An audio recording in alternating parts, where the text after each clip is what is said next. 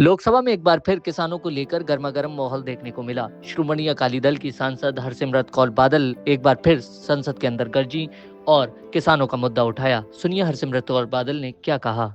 मेरे से पहले जो मेरे साथी ने जो इशू रेज किया, मैंने भी इसी इशू के बारे में आपके संज्ञान में लेके आना था कि पंजाब में अगस्त और सितंबर के महीने में बेतहाशा पानी के कारण जिस तरह की तबाही आई, जहां तकरीबन 2300 गांव बिल्कुल तबाह हो गए।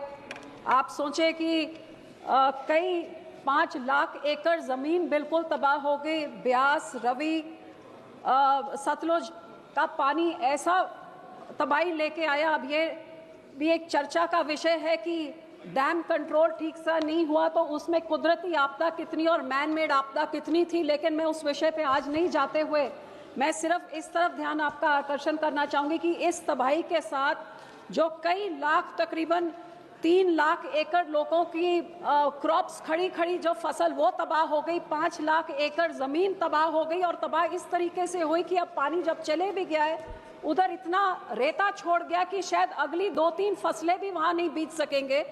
बॉर्डर में जो इंडो पाक का बॉर्डर है, जो तारों के उस तरफ ज़मीनें जिनके लोगों की थी, जो पुरखों के समय से वो ज़मीनों पे कल्टिवेशन कर रहे थे, वो रवि ब्यास रिवर ने तो वो सारा ज़मीन ही और ले गए। अब उनके पास ज़मीन ही नहीं रही तो उनका सारा कुछ तबाह हो गया, ना घर रहा ना जानवर रहा। तो मैडम, मैं आपके माध्यम से ये पूछना चाहूँगी कि सेंटर कह रही है कि स्टेट डिज़ास्टर रिलीफ फंड का 12,500 करोड़ रुपए स्टेट के पास है, लेकिन हमारी स्टेट की सरकार और स्टेट के वित्त मंत्री जी कह रहे हैं कि उनको सिर्फ 1500 मिला है अप्रैल से इस साल में। अब जो 1600 करोड़ रुपए प्रधानमंत्री जी ऐलान करके गए हैं कॉम्पनसेशन का, जो बिल्कुल ऊंट के मुंह में तिनके के बराबर है, तो वो ये छोटी रकम भी वो कह रहे हैं वित्त मंत्री पंजाब के आम आदमी पार्टी के कि वो रकम नहीं आई है। तो सरकार, केंद्र सरकार कह रही है 12,500 करोड़ पड़ा हुआ है, तो एक राज्य की सरकार कह रही है पैसे नहीं आए। लोग जिनके पास घर भी नहीं है, छत भी नहीं है, जमीन तक नहीं है, पशु तक नहीं है, स्कूल तबाह हो गए, अस्पताल, वो लोग कहाँ जाएं? इन दोनों के बीच में फैसला कौन करेगा और लोगों की बाह कौन पकड़ेगा?